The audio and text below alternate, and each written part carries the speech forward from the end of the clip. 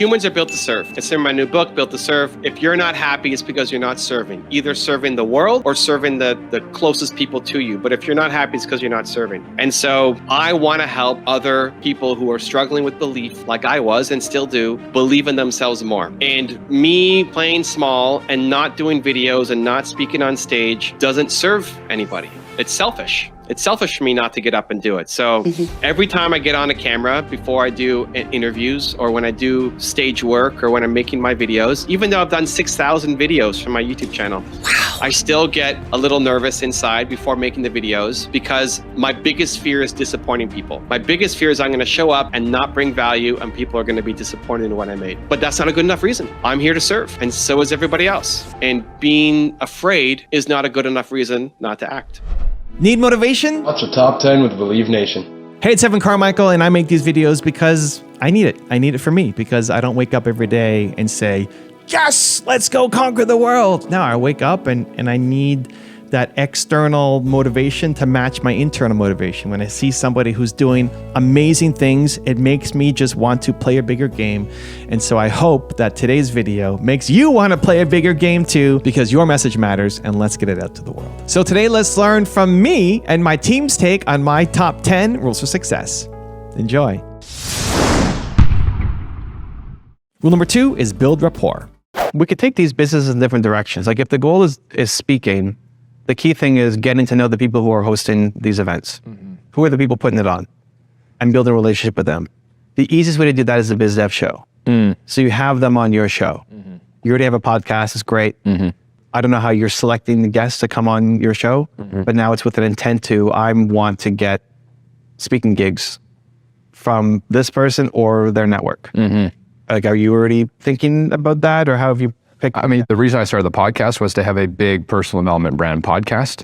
And so my concern in that is that a lot of the people I get on now are speakers, authors, coaches, that stuff, which I understand I can't market to them because they're in the same game, but not to dilute the podcast, if that makes sense. So you have two choices there. One, you start a different show geared just towards this, or two, you find an angle that it feels right in your heart to have them on. So if you're looking at who's putting on events for entrepreneurs, you can go research all the events for entrepreneurs, or even like, I don't know if you go into sales or if you go into MLM. Yeah, I would, Great. So all of those conferences or people who are selling insurance, like all of these things, they're like pseudo entrepreneurs. Insurance people are, you're kind of an entrepreneur, but you're not. There's way less risk, right? Real estate, same thing. You're an entrepreneur, but there's like a support system around it. So there's lots of events happening around those things. You find a list of all the events, you find a list of who's organizing them, you invite them on your show to be a guest. They care about personal development. Otherwise, they wouldn't be putting on these events. True. Why put on an event for entrepreneurs or real estate professionals or MLM industry or whatever? They care about this stuff. Do you personally connect with them enough that it feels right in your heart to have them on the show? You can make a judgment call. Whether it's a fit for the main show or you start a different show around it. But that's gonna be your fastest path to get speaking gigs. Right. Talk to the people who are hosting the events. Other speakers and authors, not that they see you as competition, but they're probably gonna take the deals that they like the best. For sure. And they may not remember you or pass, like they have lots of entrepreneur friends and speaker friends that you may not be the first person that they call if they want to turn it down. That's right, Right? So it's not that it's not possible, it's just a much longer road. So if we want to be strategic and we want to get deals for our speaking gig, like that's the fastest way to really do it. And it's not that difficult to execute. Rule number 3 is stay consistent. For someone who wants to create this master morning routine, Yeah. It's one thing to just listen or to see what other people are doing, but how can they actually create one for themselves? So I split it into two. The first part is what has made you bold, powerful, confident, alive, right? It's happened to you, you've felt it, it's just not consistent. That's the problem. For most of us, it's not consistent. You have these moments of boldness, like, I can do anything. And then you wake up tomorrow, it's like, I can't do that thing anymore. And we just live in the world of, I can't do it, but you feel like you're capable of more, but you're afraid to take action. So in those moments where you have felt boldness, what did you do just before? Did you have a conversation? Did you meditate, pray, like whatever the thing was? Yeah. Then that's not even pulling from somebody else, that's you. You've already felt boldness. What happened? How did you do it? Now try to plan that in your morning routine. And that can be different for other people. For me, it's helping people. And so the easiest way to do it is by going live on Instagram. Then it's pulling from different people to see what are they doing and how can you apply it. I love small tests. Yeah. We were talking about journaling before we went live. So lots of people do journaling. Tim Ferriss does journaling, like lots of successful entrepreneurs do journaling. It's like, okay, great, idea to action. I'm huge on idea. You get an idea, go do something about it. Yes. Rule number 4 is enjoy the work. Doing the work is torture for most people. If you look at my channel, we're doing 3 videos a day. For a lot of people, jumping into my work schedule would be torture for them. It would be torture. It's like, it's just too much work.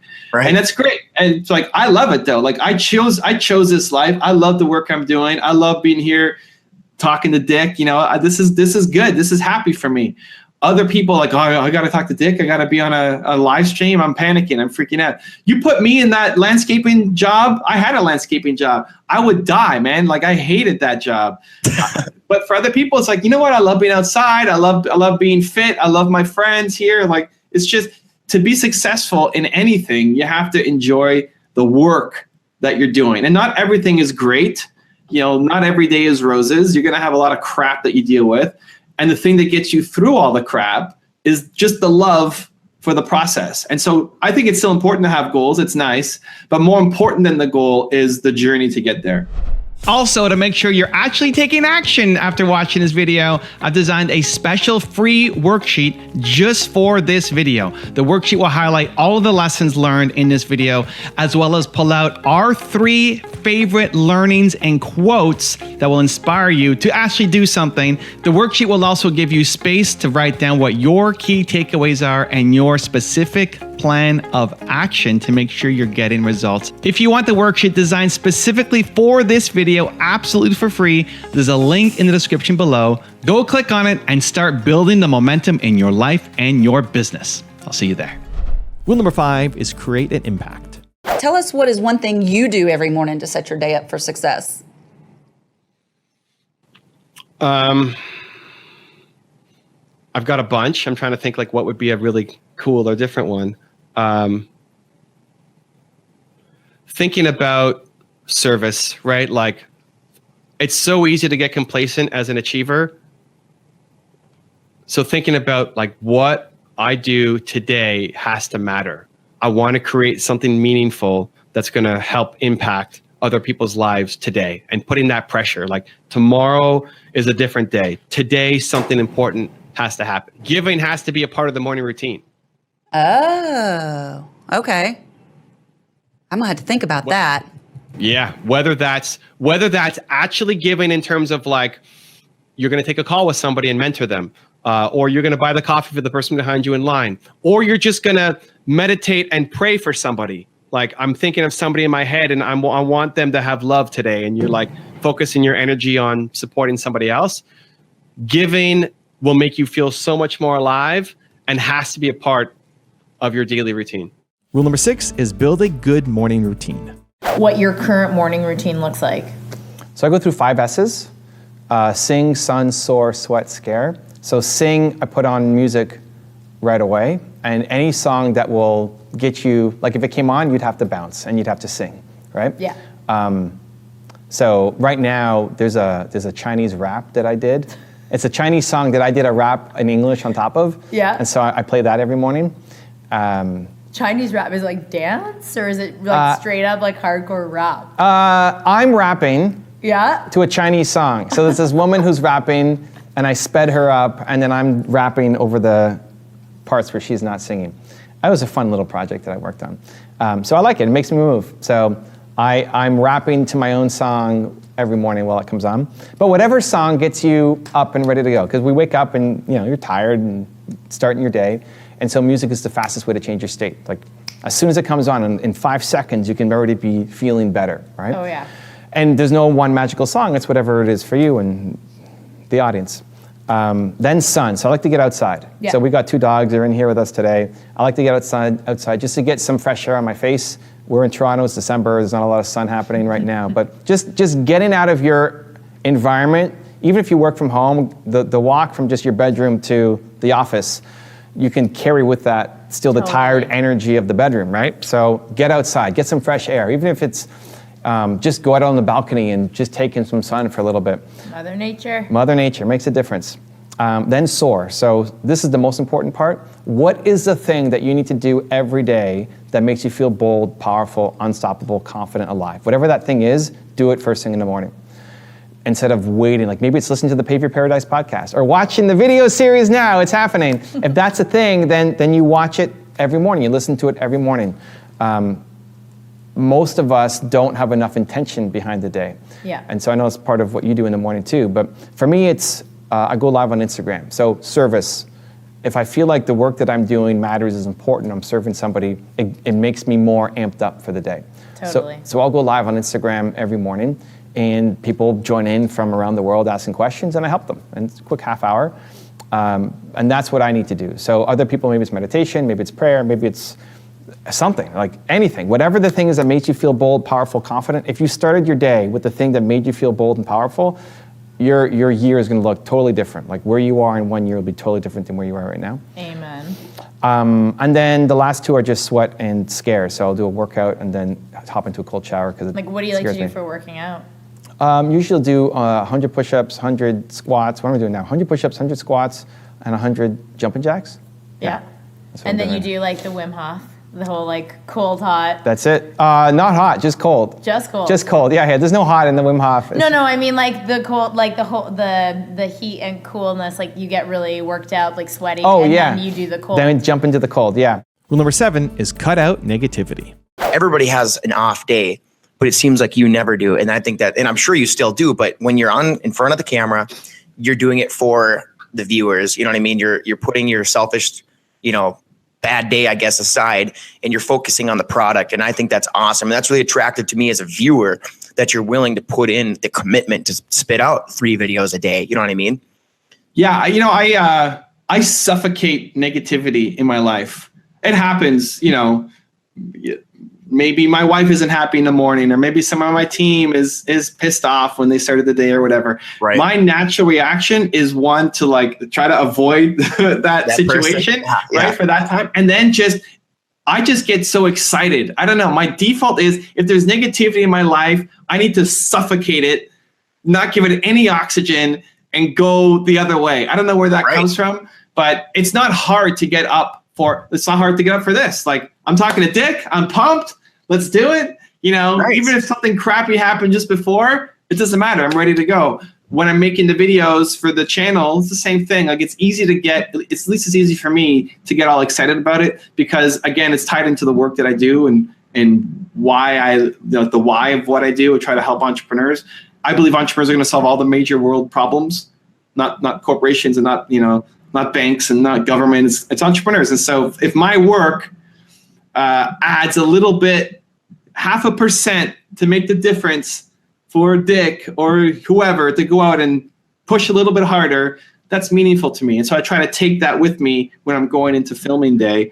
Absolutely. And just suffocate, you have to suffocate negativity out to focus on Evan, I think Rule number 8 is learn to manage your time. You were making 80 videos in one day, so you could do basically all the videos for a month in one day. Do you still do that? And 2, what's the logic behind that? And where do you find the time management for something like that? Because that's one of my big downfalls. I'm not so good with time management. That's something I'm learning myself. Yeah, so I don't do 80 a day anymore. That was when I was filming once a month. I film once a week now, and so we'll cut that back to 20-ish videos a week. More because I'm spending more time on each of the videos, and my team is preparing things for me that we're not a month ahead on. For the time management, it's just your actions need to map to your ambitions. And so you have ambitions, and not just business ambitions, life ambitions. Like, I don't know if you're married or not, or kids or not, but whatever your life ambitions are, then I default to looking at my calendar and I say, okay, I look at my week next week. If I did the things that are in my calendar for next week, am I moving closer to hitting my ambitions or not? So if I'm making videos, then yeah. But if I spend a week and there's no videos happening, then no, I'm not getting closer to my ambitions. And so if you think that your time management is an issue now, it only gets harder as you grow bigger. Like I have 24 people on my team, it's harder. I got to manage all these people on top of managing myself. And so I remind myself of whatever I'm doing right now, whatever challenge I think that's in front of me, I tell myself, this is just a warm up. Like, this is just a warm up. I'm capable of more. I'm capable of more than what I'm facing right now. Because if you feel like the current problem is overwhelming, then that's the limit of what you're capable of doing. So this is just a warm up. Then I look at my calendar and I look at my goals and I see how do I match these things up. I'm a huge believer, and this may not work for you, but I chunk my days. So Thursday is my public facing day. We're talking on a Thursday. I don't know when you guys are going to launch this thing, but I'm an introvert. And so that may not come across. You may not believe me, but I am. And I need to get up for public. I call this public facing day. So I need to get up for my interviews, and it's been all day, interviews and podcasts and hangouts and meetups. And that's my Thursday every day. And I like that because I have a really hard time switching tasks. Like, to talk to you guys and be all fired up and energetic and then go and write my book and then come back and then do another interview. Like, I can't. The energy level, it's doable, but it just sucks so much for me that it's better for me to stay in one zone for the day. I find it super helpful. Rule number 9 is know when to let go. How can people out there, discover for themselves when to actually make that call to let go, as someone who wants to make things happen and make them a success? How do you know when to actually let go of something? You let go when you don't love it anymore. A business, a relationship, if you don't love it, you should let go as soon as possible. And most people fall into two camps. One, they quit too soon. They still love it. This is I see a lot of entrepreneurs. They still love their business, but it's not working out, and so they quit on it. This is why I went back to my business, because I still loved it. If you quit on it too soon and you still love it, you're going to regret that your whole life. Yeah. You're going to, in 10 years, 20 years, 40 years, whatever, you're going to look back and say, I could have done a little more. Yeah. I quit too soon. And so if you still love it, but it hasn't worked out yet, you have to keep going. Otherwise, you're going to regret it, and use that as fuel. The flip side is a lot of people who stay in the thing for too long when they stop loving it. Yeah. People stay in relationships too long when they've stopped loving it. They stay in businesses for too long when they've stopped loving it, because they've had some success with it. You're not going to stay in a crappy business forever if the business has taken off, but then you stop loving it and you feel like you bought yourself a job. When you quit, ASAP. Yeah. Like, sell it to somebody else and move on, because you're never going to win doing work that you hate. Yeah. So while you still have one foot in the pool of it's just okay, I don't hate it, I don't love it, can you tweak it so that you can love it, or is it time to move on and go do something else? This is what I do on the micro and the macro always. I still love making YouTube videos. I'm 6,000 videos in 10 years, I still love it. But the day that I stop liking making videos, if I have to go to my camera, be like, I'm not feeling it. That's it. Done. Yeah. Done. Like, I'll say, hey, you want to take over my YouTube channel? Try to sell it, move on, or something else, because I'm never going to win doing work that I hate. Yeah. And that's a big decision. And rule number 10, the last one before some very special bonus clips, is face your fears. Is there a habit that you formed that helps you break through that introversion and make those videos every single day? So one, default into service. So I remember I was late last year, I was speaking in front of a couple thousand people in Phoenix, and I blanked out 10 minutes before going on stage. I blanked out. I forgot what I was going to say.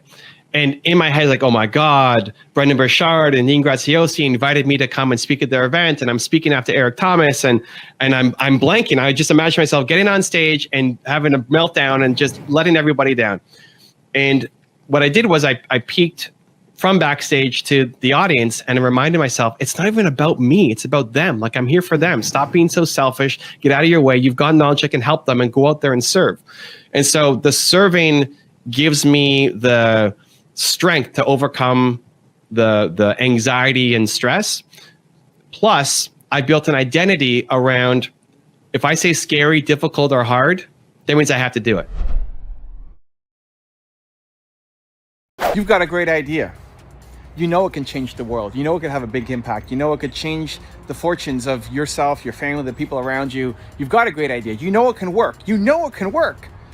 The problem is you don't know if it can work for you. You believe in the idea, but you don't believe in yourself. And so here's what's happened. Why? Well, it's because you've tried and stopped and started and stopped and started and stopped, and you maybe saw a little bit, tiny results, but then you lose the motivation and you stop. You've never stayed with anything long enough to actually let it see results. And so you built up this pattern inside yourself that says, I can't do it. The idea is great, but I can't do it. That's really at the core. If you really believed that you could do it and you really believed in the idea, you'd be doing it and crushing it. So that's the biggest difference. That's why lack of belief is the world's biggest problem. The only thing you're missing is actual sustained momentum against your ideas. Because if you believe that you could do it, you'd be out there doing it. You believe in your idea and how it could change the world, but you don't believe in your own abilities to do it. Now this is where we have to start talking about making decisions with your head versus your heart.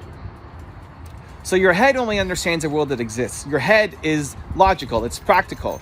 And so whatever's been done can be done again, right? It's logical. And so if you've got a job at some company, you know you can make X thousands of dollars a year. That's safe, that's logical, that's practical.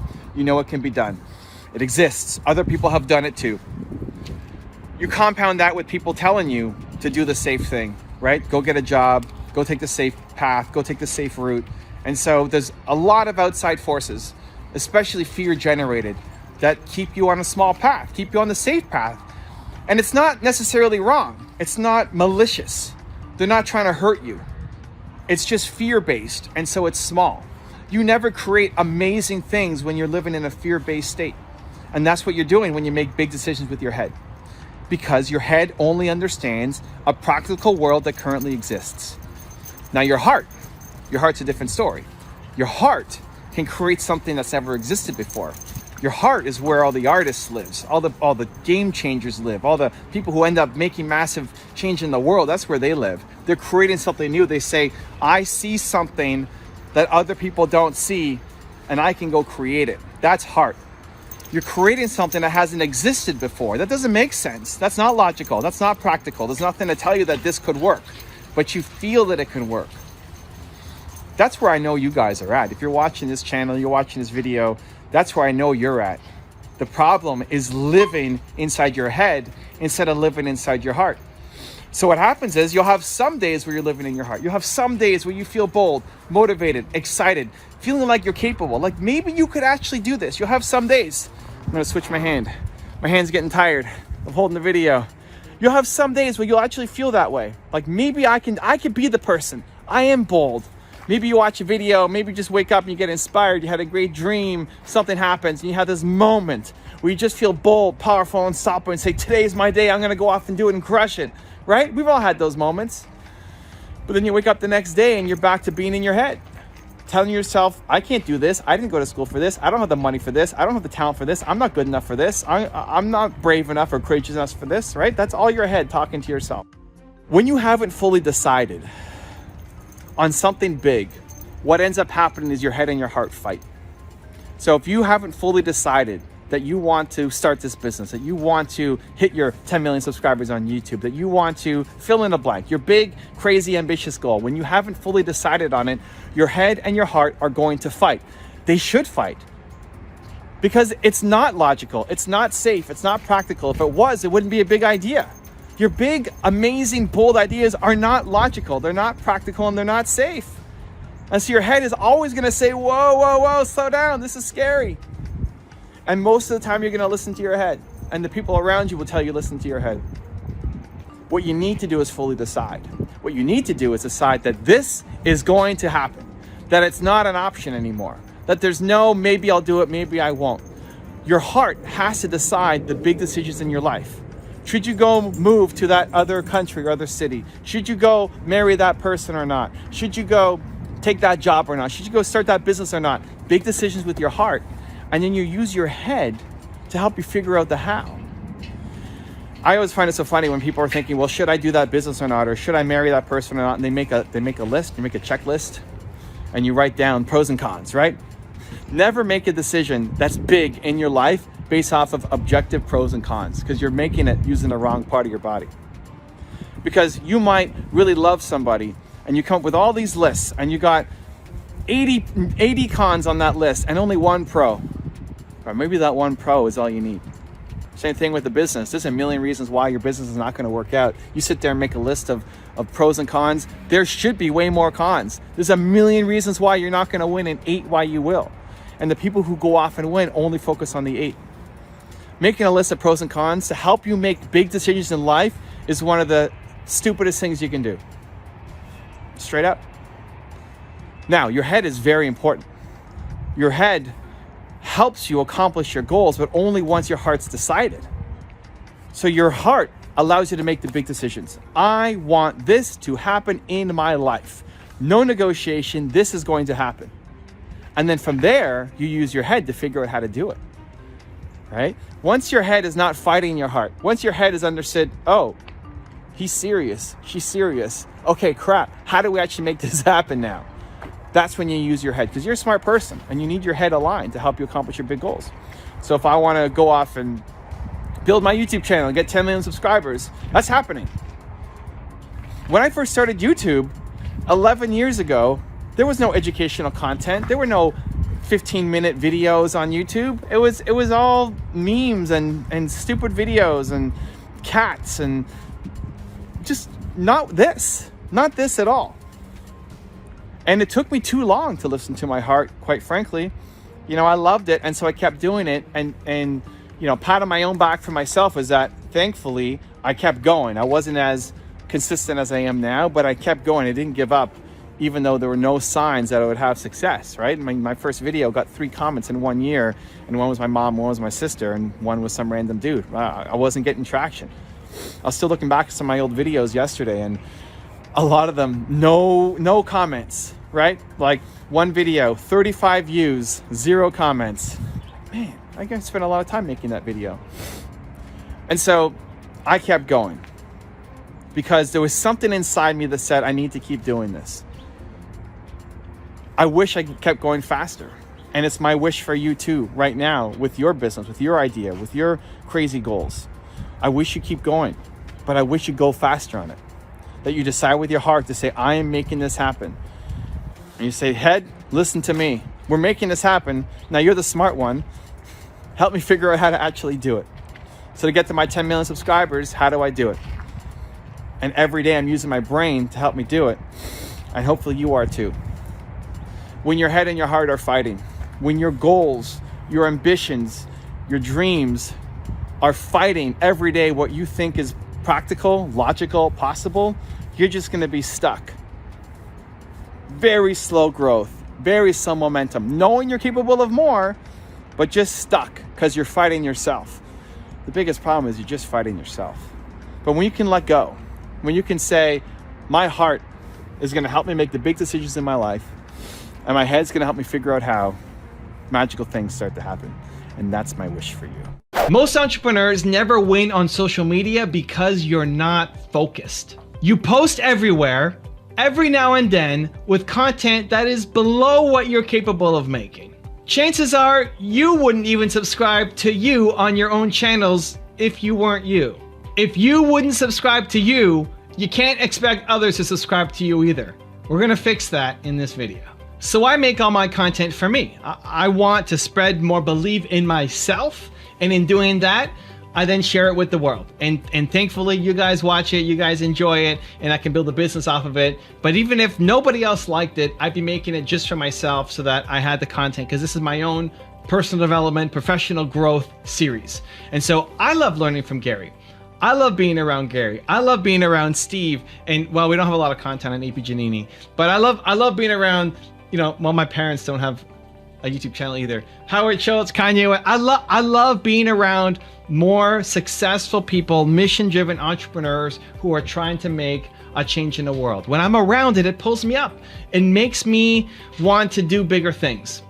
And so I'm inspired by my own content. When I'm going to Instagram and I'm posting a story, part of my morning routine every morning is I post a story.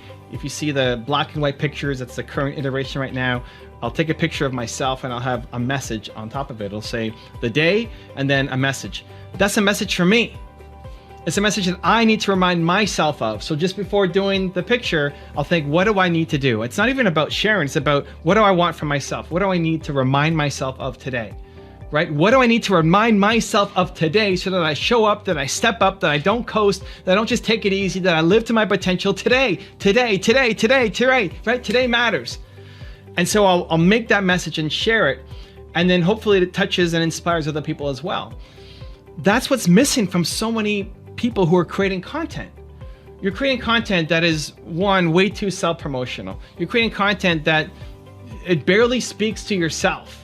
And you're just posting it and you feel crushed under the weight of having to manage all these different social media accounts and none of them doing well. And then you ask, why am I not growing? And why am I not getting followers? And why am I not getting the results that I need? So I'm a big believer in being able to have the accounts everywhere, but not actually being consistently posting everywhere, because I'd actually rather have you focus on one platform at a time, make it amazing, make it crush, start winning there before you expand and build a team and go to the other platforms.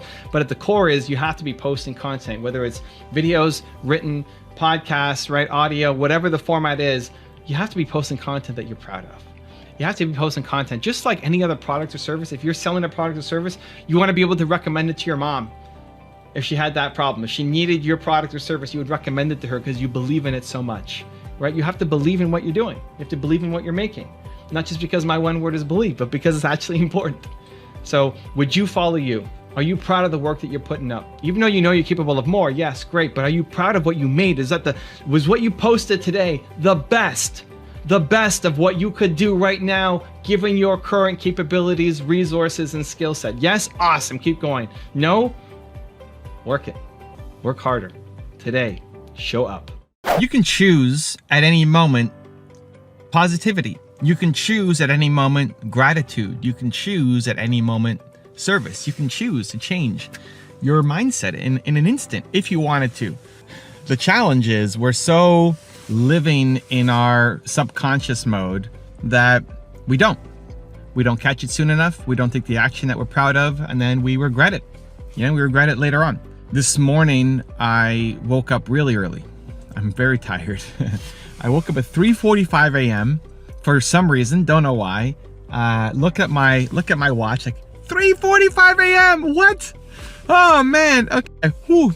Try to go back to sleep, toss turn for about an hour, and then I got up. I was like, okay, it's 4:45. It's almost 5. Let's get up. And I got to work and started doing things. And then the crash hit me. The crash hit me.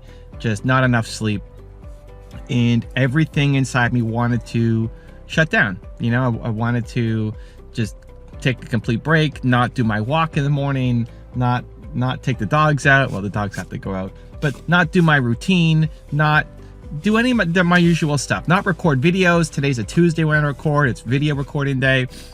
And it's in these moments, those trying times, that you have to decide who you want to be. You have to decide if you want to choose to be positive, choose to live in gratitude, choose to live in productivity, choose to live in service, or not. What would the future you think of your actions right now? And I think 95% of the time, the answer is to push a little harder. Move the brake line forward, right? Where you would normally take a break, move that forward just a little bit. Move the brake line forward a touch. And 5% of the time, you have to be more gentle on yourself. When my family dog passed away, when I broke my neck, when, all sorts of things have happened to me, just like they've happened to you. Sometimes the answer is to give yourself a little more grace, to recognize how far you've come, everything that you've done with the limited amount of resources and time that you have. But I think if we default to that, then we default to staying stuck and staying small, because life is going to throw so many different challenges at you. So I think 95% of the time, that's the 5%, right? 5% of the time you give yourself more grace, you let yourself off the hook, you take the day off, you do whatever you need, especially if you're struggling with grief. If you're struggling with grief, I think you just have to work your way through it. You have to give yourself a lot of grace and a lot of time, and it will get better. And just please don't go through it alone. But almost everything else, usually the answer is to keep going, because it'll make you more proud, because you're teaching yourself that you stand up to obstacles and you overcome. So this morning I woke up, I got out of bed, I was instantly productive, like, okay, I'm wired for whatever reason. Here we go, let's go. Answering my Discord messages. If you're not on Discord, evancarmichael.biz, I'm there every morning. It's super fun, answering questions. It's such a great community. So I did my Discord, looked at responding to my emails and Twitter, and I got all my work done super early. Then the crash hits, and then Nina wakes up, and it's time to make videos. And I don't want to make videos. You know, I'm tired. I feel like I'm going to let myself down, and I feel like I'm going to let you down, is the honest answer. Not that I don't want to make videos because I don't enjoy them. I feel like I won't be at my best, and then I won't create something that I'm proud of, and I'm going to let you guys down. That's really the internal narrative. You know, I'm going to create a subpar product, and people who watch are going to be disappointed, because I take it as a big responsibility that, you know, some of you start your day every day with one of my videos. That means a lot to me. It's not a burden, but a responsibility that I take. And I want to make something that I'm proud of and that helps you improve your life today. At least it gives you a little kickstart, you know? Like, let's go, let's have a great day. I want to be able to bring that energy. And I was worried that this morning I wouldn't be able to do it. But you know what? That's not a good enough reason. It's not a good enough reason. Like, as long as you believe those reasons, you will never create anything great. Because if you wait to have the right energy, the perfect timing, the right amount of sleep, the perfect cell phone or video camera with the perfect microphone, and, you know, just, it will never happen. You will never create anything great. And so I had to remind myself of that. Because you can choose positivity at any moment. You can choose service. You can choose gratitude. You can choose productivity at any moment. You can choose it if you want to. If you really want to, you can, instead of defaulting to the negative patterns. And so Nina got up. I told her I was tired. Told her I had a rough night. She said she slept super well. It's like, oh, that's really bad. But I slept so well. Like, great. Well, I'm very happy for you, but I'm very tired right now. And right away, then asked, okay, so when are we going out? Because Nina's shopping at Costco. I'm in the Costco parking lot. I think you can't make content. Like, I'm sitting here in the Costco parking lot filming videos for you guys. And I asked her, when are we going out? When do you want to go shopping? Because I'm gonna get my phone ready and I'm gonna make some videos. And in that instant, I decided, and then committing to her made it happen. And here I am in the car making the videos happen. And hopefully there's something good and I'm not disappointing you guys, but I'm making myself proud at the very least. When you show up when the world's against you, or when you've had a rough day, or when you don't feel like it, or when you got a nasty comment, or you're in a weird mood for whatever reason, you still show up. Like, when it's hard and you still show up, that's when you build the most self-love and self-belief, self-confidence. That's where it comes from, doing difficult things. And what it does is it reinforces that as your identity, that this is who you become. So the next time something comes up, you can handle it, and a little bit more, because they're moving the brake line forward. It's a really slippery slope to fall down. If every time you come up against something difficult, you don't do it.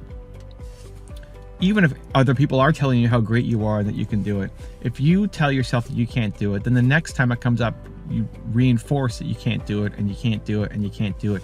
And what you've built is an automatic pattern of you don't follow through, that you can't do it, that when you set a goal, you're not going to follow through on it. You know, you're going to start and then you're going to stop. That when something gets hard, you know you're going to give up on it, or that you're going to quit in a couple days, because that's the pattern that you built for yourself, and the pattern becomes the identity, right? If you want to switch your identity, it's totally possible. You could be the person who always follows through. You could be the person who always steps up. You could be the person who always delivers. You could be the person who always brings their best. You could be that person. You may not believe that yet, but you can be that person. So how do you get there? How does that become your new identity? There are two things that really matter. First is to be around other people who are like that. One of the reasons why I was able to get up and do this today was because I watch John Assaraf and Steve Jobs and Oprah Winfrey and these people every day. Now, I happen to know John Assaraf. He's become a friend. I don't know Steve Jobs or Oprah Winfrey. I don't know Oprah yet, so we'll see. Steve, I've missed my chance. But hanging around them, even if it's virtually, even if you don't know who John, you can't call him up and ask him a question, or you can't call up Oprah, great. You can still learn from them. You can still be around them. And the more that you see other people doing things, the more you want to go do it yourself. Have you ever been to a movie and you got inspired and you see somebody win the race? You're like, yeah, the underdog. I love the underdog stories. You ever see an underdog go off and win? And then it makes you want to go, not run a race, but do your thing. Like, you ever been inspired by somebody else's overcoming of obstacles story? Right?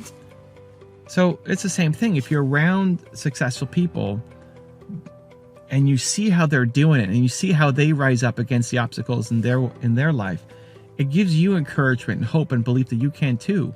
Where most of the people that we're surrounded by are already giving up. They're not even trying. They gave up years ago, right? And so when we're at our weakest moments, when we're around people or consuming content that reinforces our negative beliefs, the people say, okay, yeah, just take a break. Yeah, don't do this. You weren't meant to do this anyway. Like, why did you think you could ever do this? Just go and play a computer game, or just go and watch some, trash TV, right?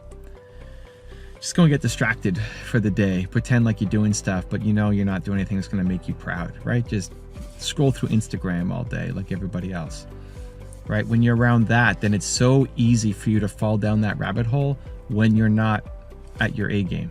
So you can manufacture it by being around the people. Again, if you don't know them personally, then just in your environment, from the videos you watch. It's why I make this content, that I can introduce you to people and keep bringing you ideas and belief that hopefully inspires you daily to lift you up when you might be having a rough day.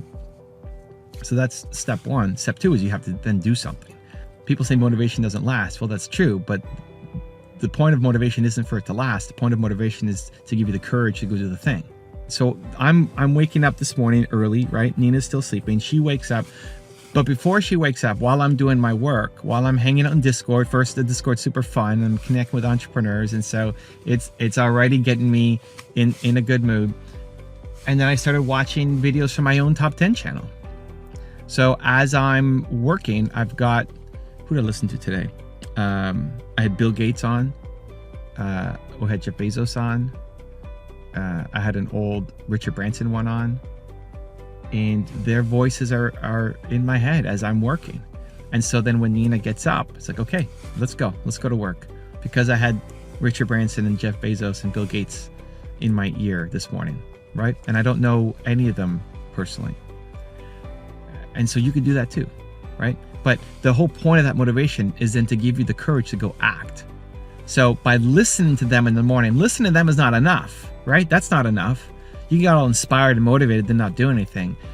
Listen to them then gave me the boldness to say, Evan, you need to make videos today. You said you're going to do it. Let's go do it. I know you're afraid of disappointing people. You're going to make it the best you can.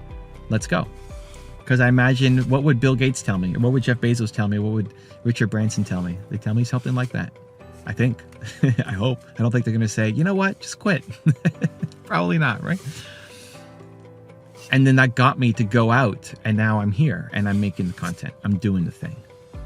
So it's the motivation that you need to inject into yourself plus the action. And when you do that enough, you start to build the new habit.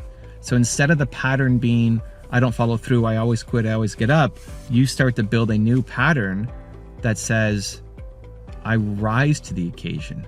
I overcome these obstacles. I defeat that little voice inside my head. I call it the little man. I beat the little man. Right? And when you do that consistently, then that becomes your new default pattern. That the next challenge that comes in, you say, okay, let's go. What's next? I'm ready. I want the next mountain. Let's go climbing. Right? So it's totally possible. But it starts with the belief that at any point, you can choose positivity. At any point, you can choose gratitude. At any point, you can choose service. No matter what's going on in your life right now, there are millions of people who have it way worse than you. and you can choose the light, and you can choose to help, and you can choose to inspire. And doing that will not only serve the world, but make you a lot more proud of yourself too.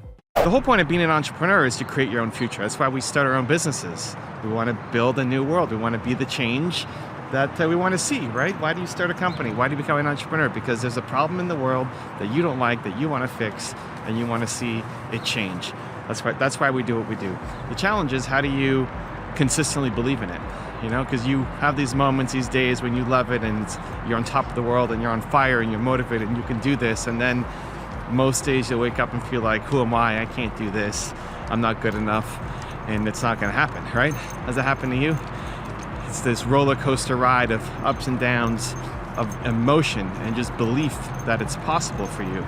I got asked yesterday, how did you make so many great contacts with huge people at the beginning of your career? And the answer is, I didn't. I didn't. I struggled at the beginning. I was nervous and shy and afraid and felt not good enough and never reached out to people. It was a long journey. One of the only reasons why I had any level of success is I just kept going. You know, 5 years in and having 7,000 subscribers, I just kept going. I just kept making. And I started entrepreneurship, thought leadership at 22 when I started making content. 22, I'm now 42 by the time this video comes up. So 20 years of making content, you know, eventually you make some connections and get good at something, but hopefully the process can be a lot faster for you. And the way through it is, I think, the environment. It's like, okay, how do you fix it? Well, environment. How do you consistently believe in yourself is the environment. It's what you're surrounding yourself with. It's the people in your life. It's the videos you're watching. It's the content you're consuming. It's the people you follow on Instagram. It's the environment. That when you are around the people that make you feel like things are possible, you will start to feel like things are possible. It's like whoever is more confident wins. So if you're around people who are constantly negative, telling you can't do it, gave up on their dreams, the chances of you being able to go chase your dreams around those people is really low. It's not impossible, but it's really low.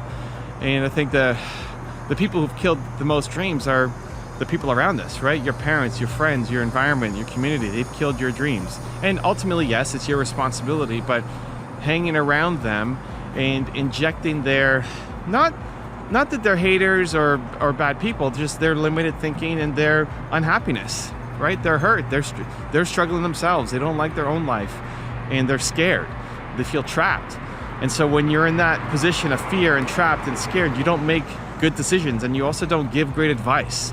And so how do we fix it? A couple things that I wish I did earlier, and so maybe you can use this as counsel to help you believe in yourself more consistently. So number one is to limit access or cut out the people who are feeding you negativity. If you're hanging around people who just make you feel worse about yourself, that every time you talk about your career, your dreams, or what you want to build, they tell you that it can't be done, that it's not possible, then limit access or just cut those people out of your life. It's just not worth it. And I say give the option because, you know, maybe that's your mom telling you that. Maybe that's somebody close to you telling you that. And some people do take the step to cut their parents out.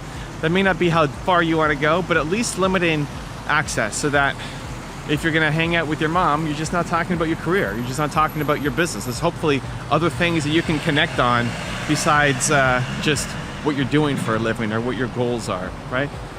So cut those people out or limit access severely so that you don't feel so negative all the time. I think it's really important. Okay, so that then creates a void. Okay, well now who am I hanging out with? Because if you actually did an audit of the people in your life, you'd probably find that most of the people are not the ones that fill you up. You're the ones filling other people up. So we need to start finding people who do fill us up. So step two is to then join groups and to be around people and to be around the communities that are at least like-minded. You know, as somebody who's introverted and shy myself, it can be really hard. And I think as adults, it can be really hard to make new friends. You know, we're not going to school anymore. And so it can be hard to break into new communities. And so the easiest way to do that, especially if you're introverted and shy like me, is to join communities. So for me, I joined salsa dance school that I later bought. That's how I met my wife, Nina. I would join entrepreneur clubs. I would join, if I wanted to meet new people, I would join anything that I'm interested in, right? I'd look for any entrepreneur conferences, personal development events or clubs, any book signings, just looking at trying to start to connect with people who are more optimistic and more happy and more positive, and just try to be around them more often. And the goal of going to an event like that isn't to even necessarily learn something. I think it's just to be able to connect with people. And if you go to a networking event, you go to a conference or some kind of personal development session, hopefully you're learning something, but make the goal to just try to meet somebody. Like there's one person here who might be the friend that you need, who might be the business partner that you need, might be the co-founder that you need. There's one person here that might be everything that you need, and you don't need to know all 1,000 people here. You just have to make one meaningful connection that maybe that turns into a mastermind or business partner or coffee meetups that can allow you to sustain the momentum and the belief that it's possible. That being around somebody else where there's 1 + 1 = 48 because the energy you create together. And the way to do that audit for yourself is just to think about, when I leave this person, do I feel more or less alive? Do I have more or less energy? Do I have more or less belief in myself? And when you have the people around you who make you have more energy and more belief in yourself, then you're more likely to go out and create your own future and create the world that you want to create, right? Where most of the people, again, we are pouring love and energy into them, and that's amazing, and keep doing that, and that's service, and that's awesome. But that can't be the only people in your life, because then you just are pouring into others and nobody's pouring into you. And so we need to start to add in those people, and they're out there. They're out there. They're for sure out there. I see it all the time in movement makers. That's my membership group for people who want to be thought leaders, and we meet every 2 weeks, and I train them and I help them. And more important than even just the education or knowledge they get from me is the connection and community to each other, where they're going live together. There's certain businesses together. They're sitting there making content, in their garage or their basement or their office, their home and their kitchen. And their family might be saying, "What are you doing making these YouTube videos? Are you crazy?" And now they're around other people who are doing the same thing as them. And it just breathes life and hope and possibility, because you've got a great heart and a great soul and great opportunities in front of you, and you want to serve, and it can happen. It can happen. It can happen for you.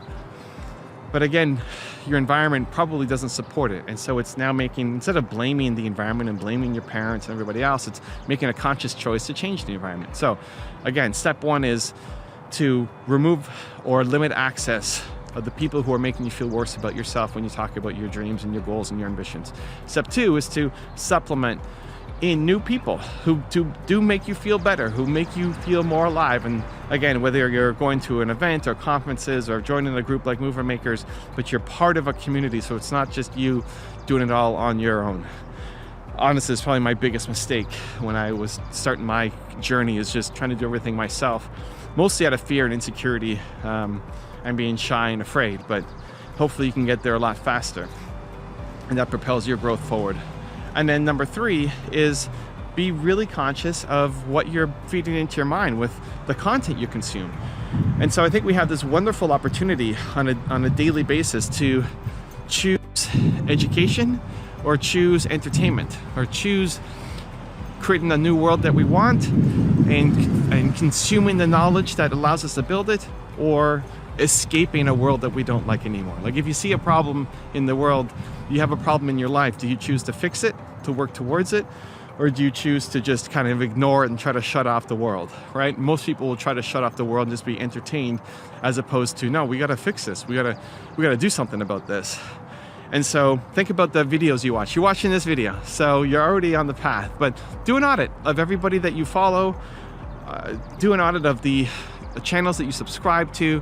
Do an audit of where you're spending your time, and see how much of it, how many of the channels that you subscribe to on YouTube, how many of the videos that you watch on YouTube are helping you build a better future for yourself, are training you to be a better person, giving you the skills and the knowledge to actually go and make that change, versus how many of the videos are you watching that are just pure entertainment, or just shutting off your brain and shutting off the world and pretending like the problems that you've gotten and you want to solve don't exist, right?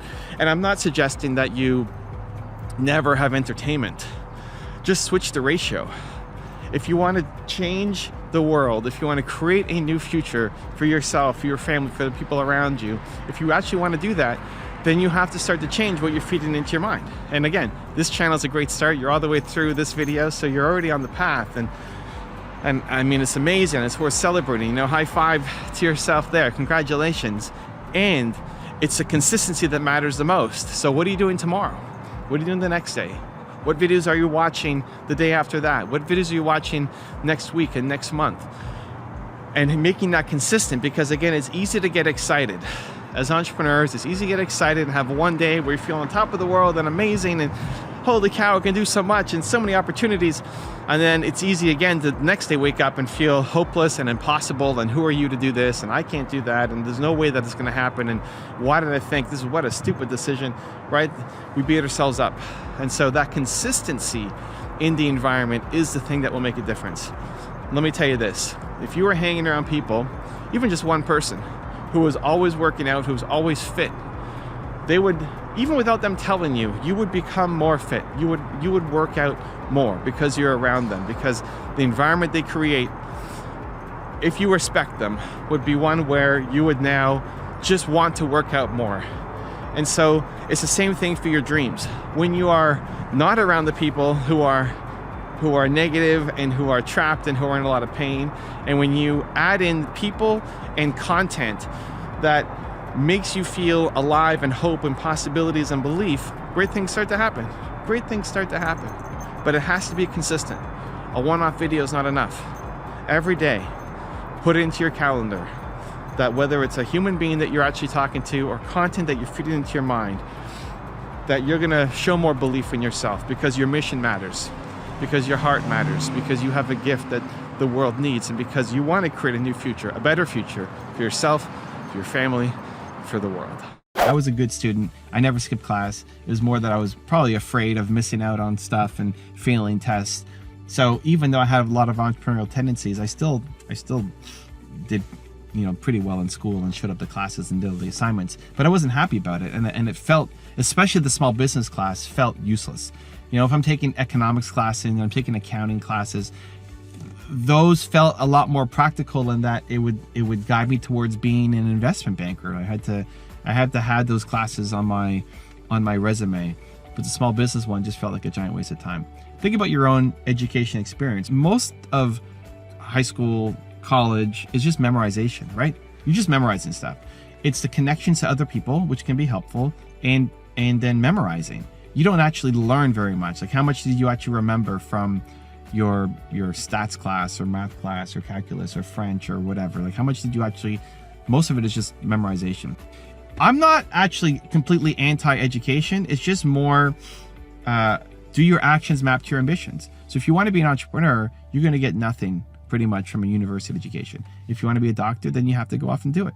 And it's not so much that you're learning amazing things, because you can learn it in much faster ways. If you care about something, you're going to learn a lot more. And if you see it being practical and applicable to your life, you're going to learn a lot faster.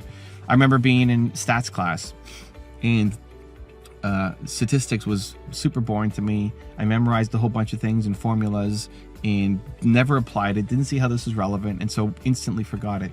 And then I was working on I have my own software company now and tool that we're using, and we're split testing different thumbnails, one versus the other, and I wanted to be statistically significant. And I remembered that term from my stats class, like, whoa, how do you calculate that again? Now that it actually became applicable to me, now I'm suddenly interested in it.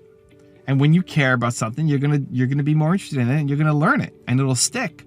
Where most of the stuff that we learn in school, you just don't find it relevant or helpful, and so it doesn't stick. And so again, there's much faster ways to learn. It's caring about it. It's being in a community of other people who are learning.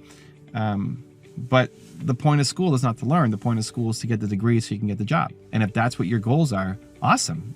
You still have to play that game. And if it's not your goals, then how can you better achieve your goals, right? And I get there's still pressure, and maybe your family's forcing you to do it, or you still think that in the eyes of society, that's the best thing to do. But man, As long as you're making decisions based off of other people's opinions, you're never going to win. You know, if you're living your parents' version of your life, or you're living society's version of your life, you're just never going to win. That doesn't mean that you just drop everything and, you know, just throw it all away. But are you taking enough action and enough steps towards building the thing that you want to build? And maybe that means taking a year off. Maybe that means taking a semester off. Maybe that means starting your side hustle. Like, there's one thing just to complain about a life that you don't like. But the more important thing is, are you taking action? The amount of people who are complaining about the thing that they're doing that they don't enjoy, but at the same time are taking zero action towards the thing they want to do, the thing that you claim you enjoy. Are you spending enough time? Have you scheduled it in? Is it in your calendar that consistently you're taking some kind of action towards the life that you want to build, or not? And for too many people, it's no. You're just complaining about a life that you don't like, about a school system that you don't like, about a job you don't like, you know, about a relationship you don't like. But what are you doing to actually fix it? And again, it doesn't mean you have to burn the boats and go all in and you know, pour garbage all over your boss's office or quit school right away, right? It doesn't mean you have to go all in right away, but you do have to take consistent action towards building a life that you do want.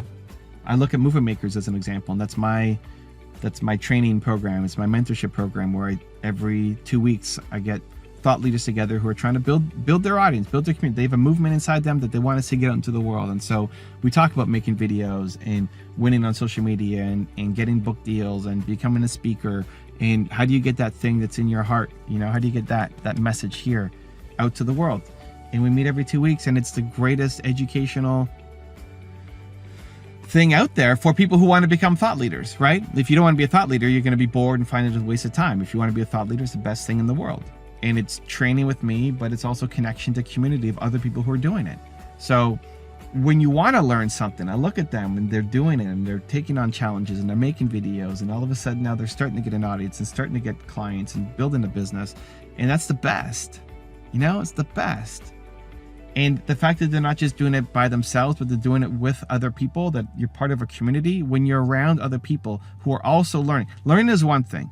And going from education to self-education, like traditional education, formal education to self-education, becomes the game if you want to learn, right? Traditional education, the goal is not to learn, the goal is to get a job. Cool, if that's your goal, awesome.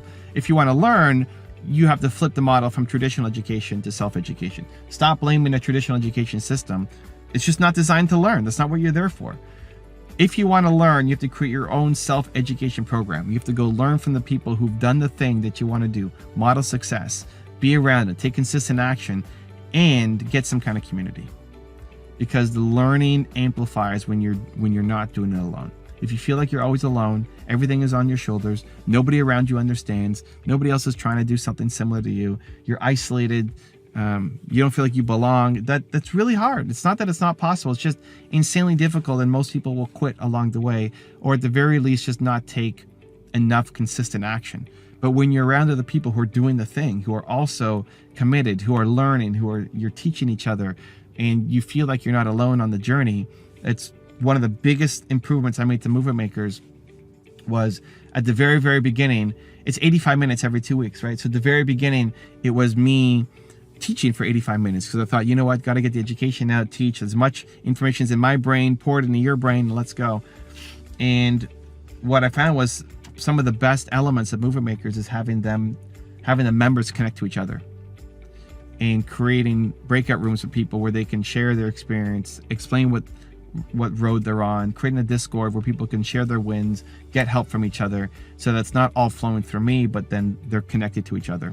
And when you can create a family of people who are also learning the same thing that you're learning, man, when you're around those kind of people, everything changes. When it's not just you pushing the ball uphill every single day all by yourself, everything changes. And so moving from traditional education to self-education to actually, if your goal is to actually learn, and then finding a community of people who are like-minded, who are also chasing down their goals and their dreams, you get that, man, the next year you'll be unstoppable.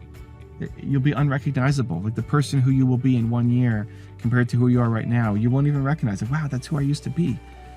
That's how you turbocharge your growth. Invest in self-education and get around a community of like-minded people who will push you forward. When it's simple, you can go fast. When it's simple, when you have clarity, when you've got direction, it's so much easier to get stuff done, to actually make progress on your goals. But when you're stuck with overcomplicating, overthinking, over-strategizing, nothing happens. You felt this. You've had ideas. You've had goals. I have too. Dreams, goals, ambitions, desires. Like, here's what I want to do. And then what do? What's the next step? We make it so big. We start thinking of all the possibilities of where it could go and what could go wrong. And we start planning and overthinking and researching and more planning and more research and more. And then as a result, nothing happens. Nothing happens because we've now wasted days of just research, planning, thinking, and we've made it so big that we feel like we can't do it by ourselves anymore. Like now we can't get started because we need a team, we need money, we need investors, we need promotion, we need people to help us, we need all these things so we never actually make. Have you been there? I lost a $40 million deal when I was 20 because of that. Because of overthinking, over-planning, over-preparing, and not enough doing. And it's not that planning isn't important, it's just not the first step. The first step is to get really clear, really narrow, really specific to this is what I need to do, and then going off and doing it. Because you have time. We feel like we don't have time. Even if you have a job, you have family, you have time. The problem is the time that you're spending on your business is not intentional enough, is not simple enough, is not clear enough, and you spend your time going in circles, overthinking instead of actually doing. Does that sound familiar? Creating the environment for yourself for success. So, if Best Book Bits inspires you, great. Look at the content every day. If this show inspires you, great. Follow Michael and look at the other stuff that he's doing. Most of us don't have enough people around us who are doing amazing things. Chances are the people listening to this show, you're the most ambitious person that you know. You're the most growth-oriented. You're the one pouring in other people. You're the one saying, this book I just read, you have to go read it. We're forcing our ideas on other people because we've learned so much. You've learned so much and you just want to share it with other people. But the people around you aren't as receptive, aren't as open, aren't as growth-minded as you are. And that's a great gift that you're giving them. But the challenge is you don't have people who are pushing you. And so I try to surround myself with the environment that pushes me forward in the content that I make, because I want to be around Oprah Winfrey and Elon Musk and super successful entrepreneurs because they pull me forward. And so the more that I'm around that, the more I want to believe in myself and go chase my dreams. So that's the first, like your environment, your habits, your routine. Are you around the people who are lifting you up, either in person, but more likely online or through books that inspire you as part of your daily routine, not just a one-off thing that you happen to do?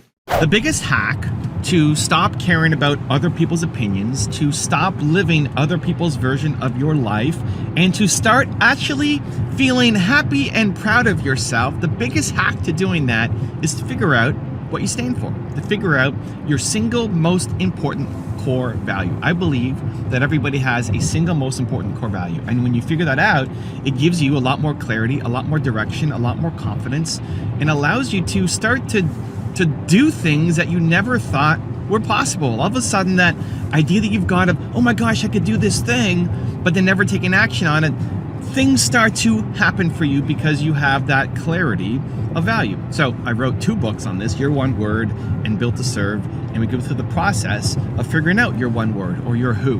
Who are you? What do you stand for? What is that single most important core value? One of my favorite activities that I go through, I call it the 5 essential questions, but the most important one there, I find usually, is asking people, who was your favorite teacher growing up and why? So if you've understood the concept of, hey, I need to have a core value, I need to know what I stand for, I'm tired of being on quicksand, I'm tired of living other people's version of my life, okay, great. How do I figure it out?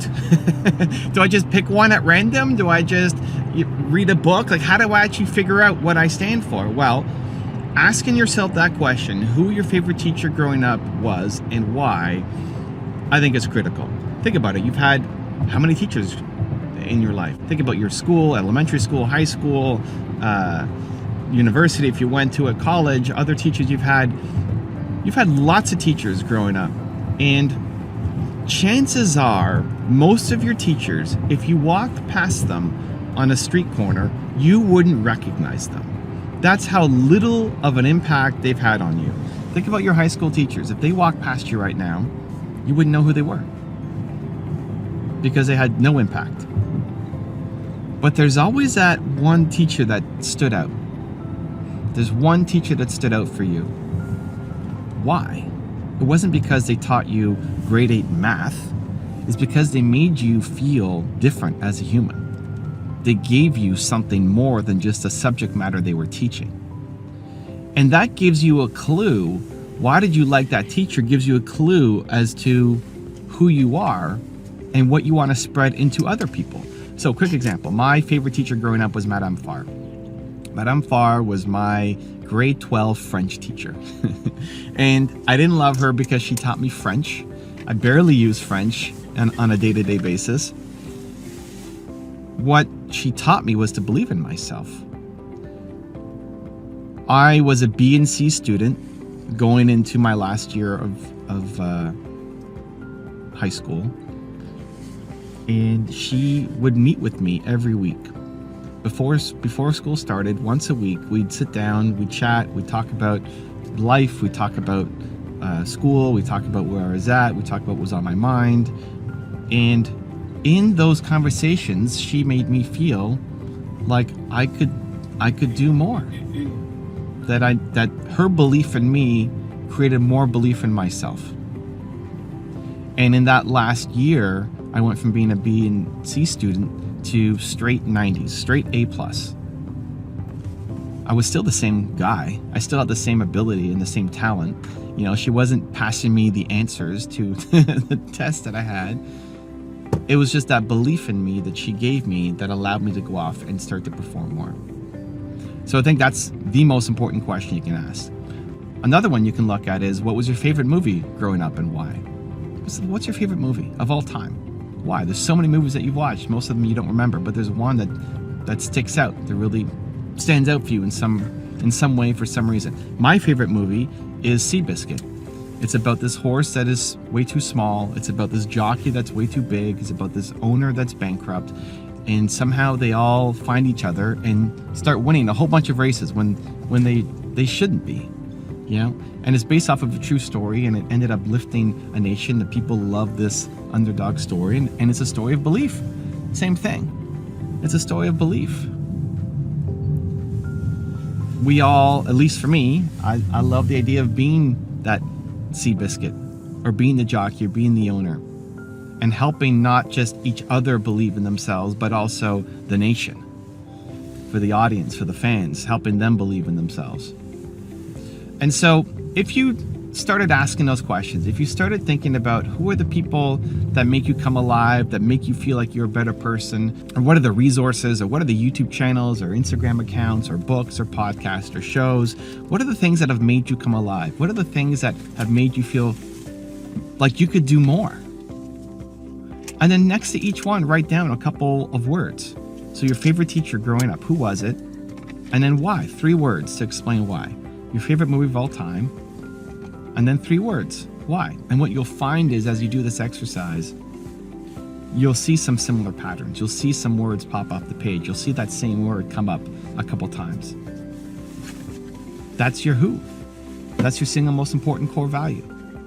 That's what you still need more of in your life right now. And that's what you want to give to the world. The other great part about it is that will be with you for life. This isn't something that we want to change. This is who you are. This is your best version of you. At my core, I'm the best when I believe in myself. And my biggest problem is still, I need to believe in myself more to get to the next level. When you figure out your most important core value, your who, your one word, it's still what you need right now. My biggest challenge right now is that I don't believe in myself to hit the next level. And it's what you want to give to the people around you. If you're watching this, you're probably an entrepreneur. You want to give to the world. You want to have a big mission. You have a big message. But some people, like Nina, who was just here, she doesn't have a big message, but she wants to help the closest people to her. We all want to feel like what we do matters. We all want to feel like we're having an impact on people, whether the closest people to us or to the world. But we're stuck and we're lost and we need guidance. And if you feel like you have all these ideas, but you don't know how they all make sense, and you don't know that you feel like it could be something, but you don't know how to get there. There's not enough momentum happening. It's because you're not in touch with your single most important core value. Here's an example. If I'm struggling to do something, I'm struggling to get on stage to speak, I'm struggling to turn on the camera to make a video for you, I'm struggling to launch my next project, I get an idea and then I say, oh, I can't do that. What do I need? At the end of the day, what do I really need? Like, what's the thing that's going to turn that idea into actual action? I need more belief. And so when I can catch myself procrastinating, finding excuses, saying no when I shouldn't be, I can quickly reverse it by saying, Evan, you need to believe more in yourself, because that's at the core of who I am. And when I can catch it, then it gives me the courage to go off and do it, to record the video, to get on stage, to launch that project, to say yes, to say yes, to say yes. I think of Alex, who helps me run Toronto Dance Salsa, who is Belong. He needs to belong more with himself, and he needs to spread more belong to the world. And whenever he's not happy, and whenever he's not following through, and whenever he's not hitting his goals and doing the work, it's because he doesn't feel like he belongs. Doesn't feel like he belongs to himself, and he doesn't feel like he's spreading belong to the world. If you are stuck, if you are going too slow, if you have all of this unrealized potential inside you, the thing that is missing is you not following through on who you say you want to be. You're not matching that potential. How you make it practical is to figure out your who. Because every time you come back to that and say, I just need more of X, I need more hope, I need more freedom, I need more belief, I need more belong, I need more love, I need more care for myself, and then to spread it to the world. And when you can feel that, when you can actually feel that, it'll dramatically change how you show up.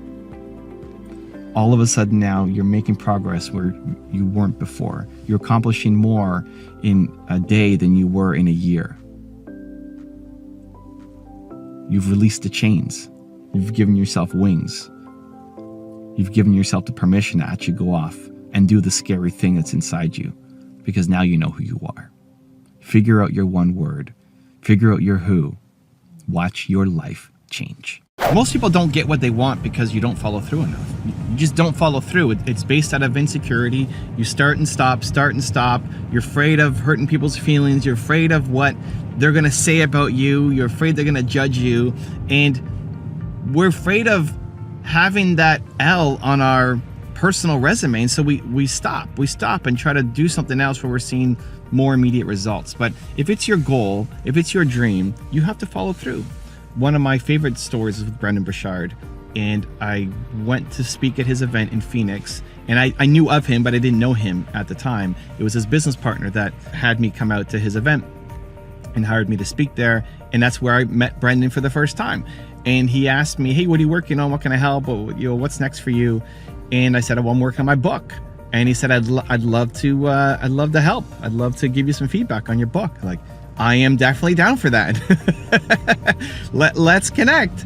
And he asked me what my phone number was, and at the time I didn't have a phone. I didn't use a phone number. And I said, how about email? And he said, I'm not really good on email, but if that's the only way, then let's do email. So we exchanged emails, and I didn't hear from him, so I followed up and I said, hey, Brendan, thank you. Great event. Love to talk about the book like you suggested, and didn't hear back, and followed up a couple weeks later and didn't hear back, and followed up a couple weeks later, and then he said, oh man, thank you. I'm super swamped right now, but let's either come out to my place and we'll do a jam session, or I've got this event coming up, maybe you can come be there. I said, yeah, I'm down for either. Which one do you want to do? And didn't hear back, and then wrote a couple more messages and didn't hear back. And here's what's really important. In my head, every time I sent another email, I was questioning myself. I was judging myself, like, ooh, I don't want to bother him. Maybe I'm being too overwhelming. Maybe maybe he doesn't actually want me to come out. Maybe I'm offending him. Maybe, I'm not respecting him. Maybe I'm asking for too much. That's the thought in my head before every email. Where in reality, he's just a busy guy. He had a lot of stuff going on. He had a launch that was happening that I wasn't even aware of, that he was planning behind the scenes. And so he was, not crazy stressed out, but he just has a lot on his plate that he's dealing with.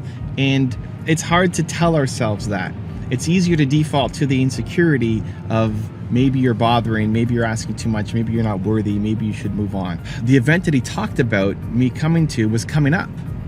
And I still hadn't heard back whether he wanted me there or not, or, and my book launch was coming up too. And I thought, I'm gonna send one more email. Just one more email, that's it. I'm gonna send one more email and hopefully something happens. If not, then I'm done. And hopefully, he doesn't think I'm a loser or whatever. And he wrote back an email and like, hey, sorry, man. Again, I'm not super great on email. I've just been swamped planning all these things. Yeah, come on out. Come out to the event, speak at the event too.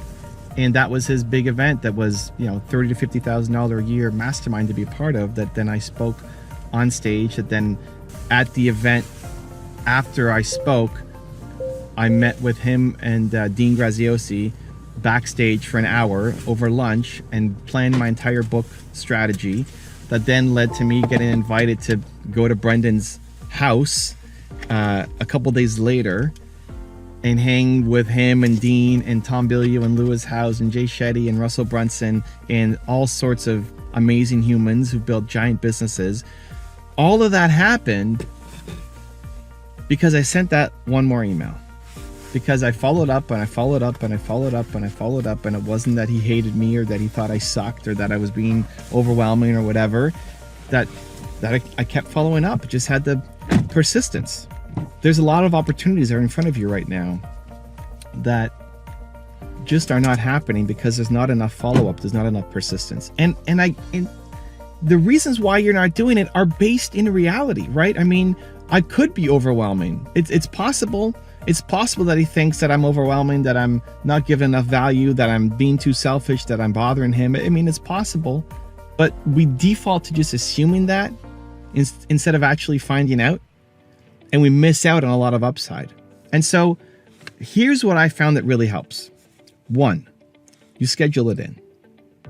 You schedule it in every X number of weeks, right? So every 2 weeks, I would send in another email. Every 2 weeks, every 2 weeks, every 2 weeks, every 2 weeks, every 2 weeks, every 2 weeks. And I never felt like doing it because every time I saw that in my task list, I didn't want to do it. Like, let's give it another few days. Let's give it another week. I never wanted to do it. But because it was in my calendar, I did it. You will never want to do it because you're afraid, right? Underneath it is really just fear. It's insecurity. You'll never want to do it. So you schedule it in every 2 weeks or every week or every month or whatever the thing is that makes sense for the timeline that you're on. You schedule it in so that you have to do it. So when it came up, I knew I had, even though I didn't want to, even though my heart was beating, I was like, I still went off and I did it. Second thing is, lead with the intention.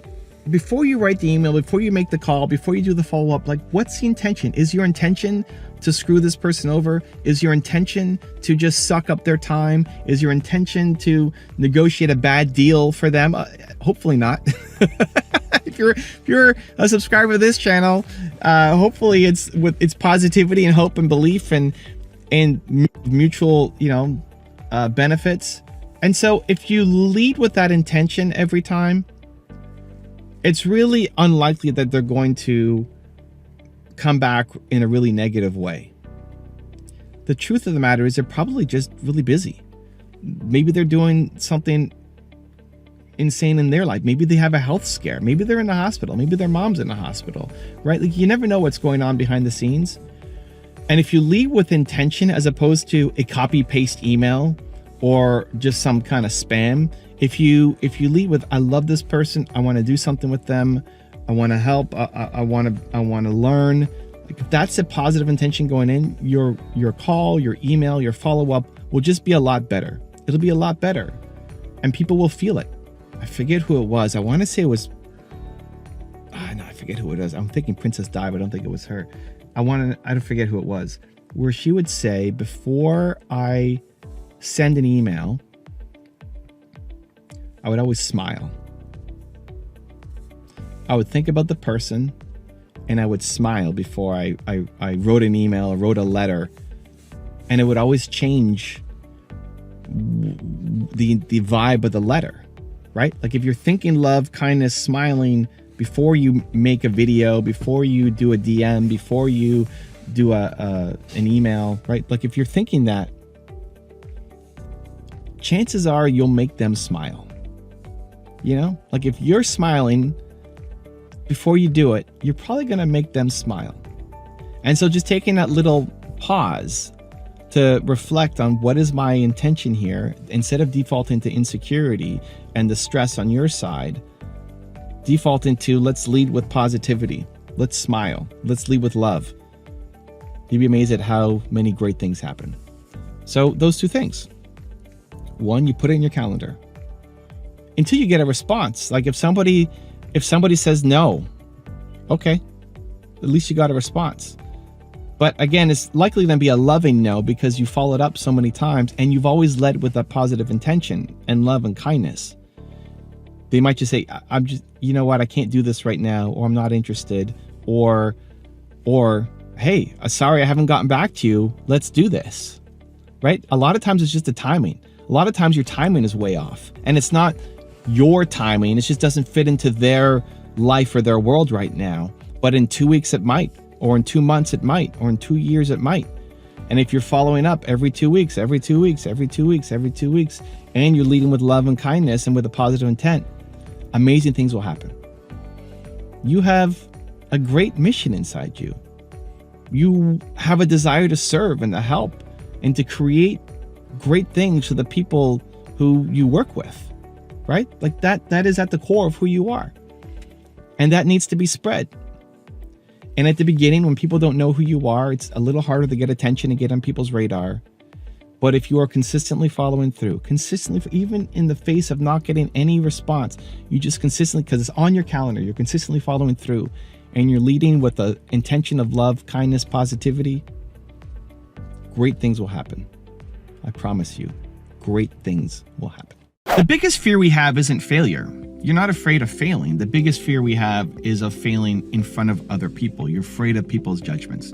The reason why we stay stuck, the reason why you still are where you are, is because you're afraid of other people's opinions. You have great ideas inside you. You have great ideas. If you're watching this video, you're subscribed to this channel, you have great ideas. You know you're capable of more. You know you want to serve. You know you want to help. And great ideas are flowing through you, and we shut them off. We shut them off because we find a logical reason why we can't do it, right? The logical reasons in our head are, well, the timing's not right, or I don't have the gear, or I don't have the connections, or, I'm in the wrong country, or whatever logical excuse that we come up with. Listen, it's based in reality. It's actually based in fact, because you're a smart person. You wouldn't believe a stupid reason.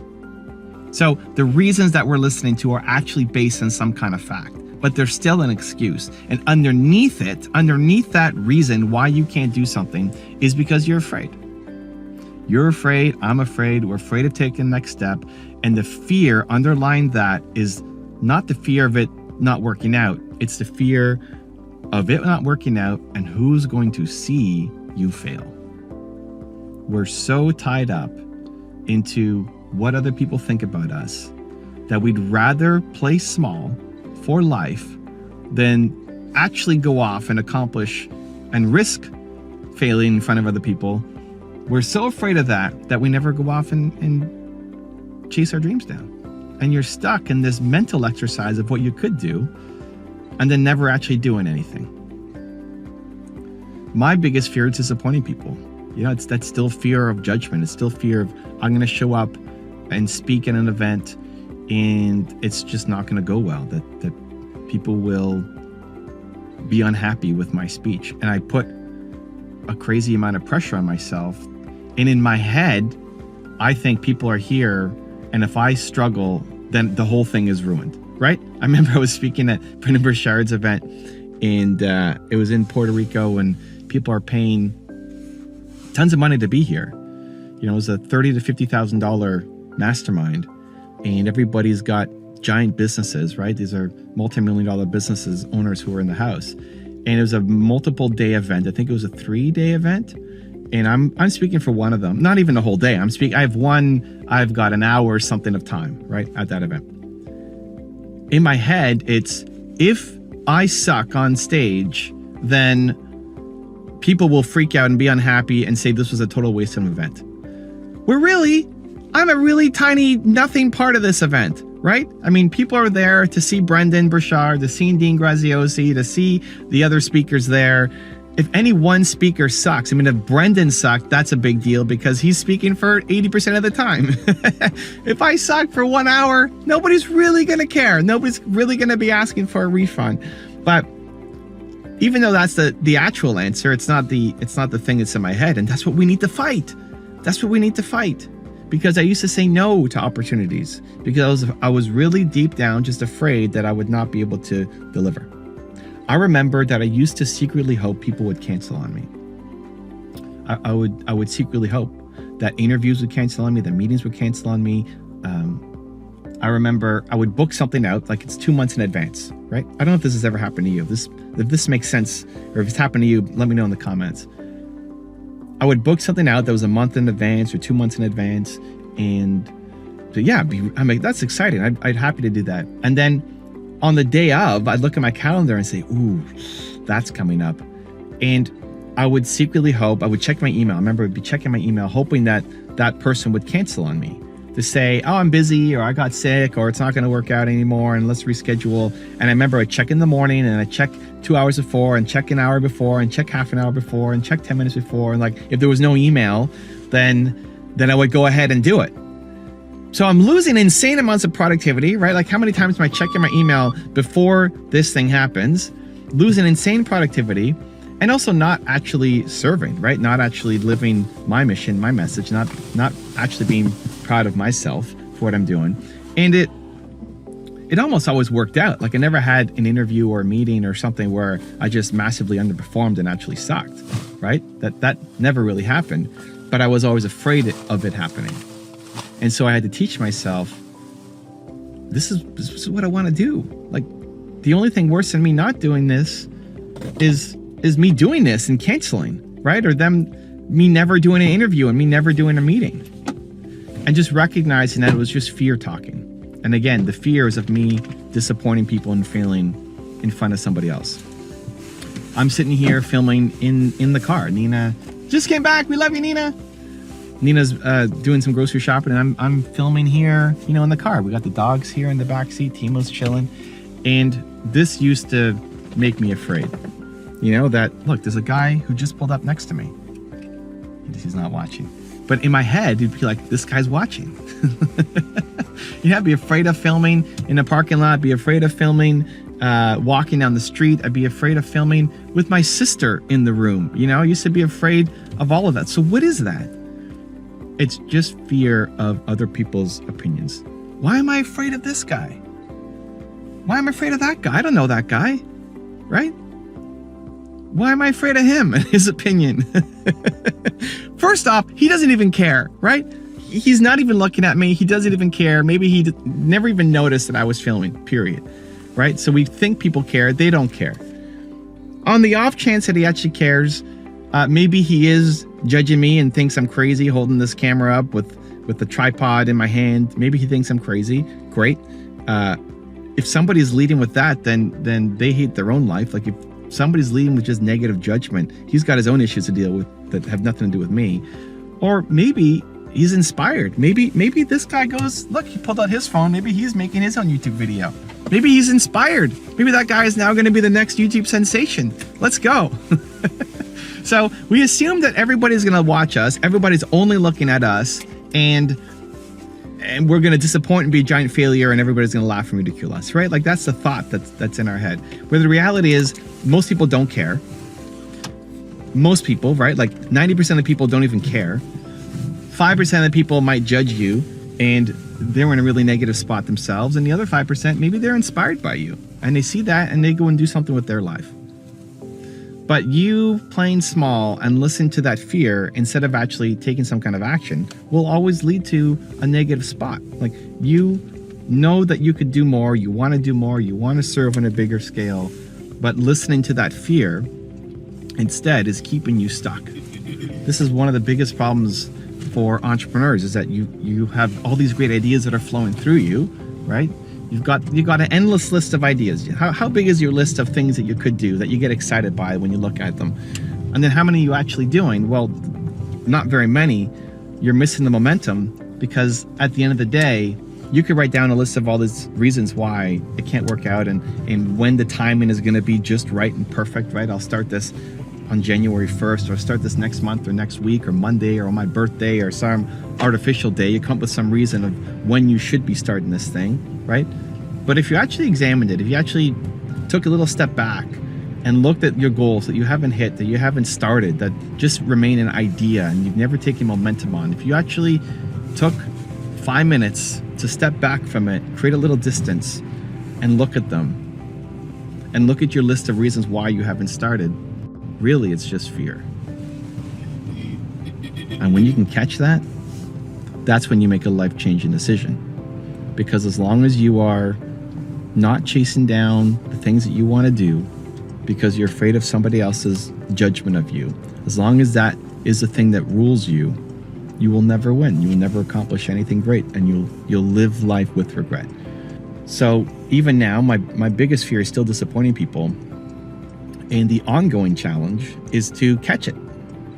And when you can catch it, and when you can no BS catch it, to say, I'm just throwing up a bunch of excuses, but really I'm just afraid. When you can catch it, then summon the courage to go do the difficult thing. Summon the courage to say, I'm gonna take this fear head on. Because as long as that fear runs your life, you stay stuck. And every time you catch the fear and you do it because of, not just feel the fear and do it anyway, feel the fear and do it because of, you start to teach yourself to be a little stronger, a little more courageous, and you move a little bit closer to becoming the person that you are capable of being. To change your life, you have to be willing to change your actions. The definition of insanity is doing the same thing over and over and over again and expecting a different result.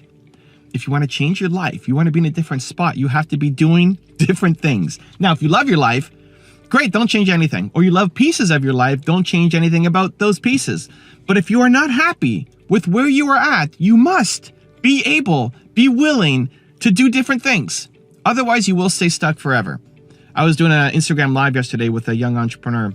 He wants to be a speaker and he wants to share his message, and he's constantly facing self-doubt and fear and insecurity, and nobody's watching the stories, and he's not good enough, and who am I to share a message? And in our IG live, one of the things he said was, well, I'm not comfortable doing that. We're talking about making content, and some days he's on top of the world and he feels great, and other days he's not, and he doesn't feel comfortable getting in front of the camera. And he started going off and telling me a story. Like, stop right there. When you say, I'm not comfortable doing that, we have to identify that as a trigger to go. Saying, I'm not comfortable doing that. Now, if it's against your values, I get it, right? You're not comfortable. You know, I'm at Costco right now. Nina's going shopping in there. I'm not comfortable robbing Costco. Perfect, okay? That's outside my value system. That's totally different. Most of the things that you're not comfortable doing are failing in front of other people. At the end of the day, that's what it is. You're afraid of being judged. And so we're not comfortable doing that thing. You'll fail if nobody else sees it, if it's just you. But you don't want to fail in front of other people. And that can no longer be a good enough reason. Because if you only do, think about this, if you only do what's comfortable, you stay in your comfort zone. If you only do what's comfortable, you stay in your comfort zone. And therefore, you hate your life. Because if all you did was wake up and do what's in your comfort zone, do what is known, do what is comfortable, do what you've always done, you're going to hate your life. And this becomes the curse of a lot of entrepreneurs, is you know you're capable of more, you know you want to do more, you know you have more in your heart to go off and serve. You want that. You can see it, you can touch it, you can taste it, you can visualize it. It's like, I want to be there. I want to do that, right? Has that happened to you? Can that relate to you? You know you want more, but you're afraid to go off and do it, and you fall back down to comfort. At least consistently. You might have these moments of greatness and boldness and willingness to go do something, but we fall back down to comfort. And if you stay in comfort, you will never accomplish your great goals, because everything you want out of life is on the other side of your comfort zone.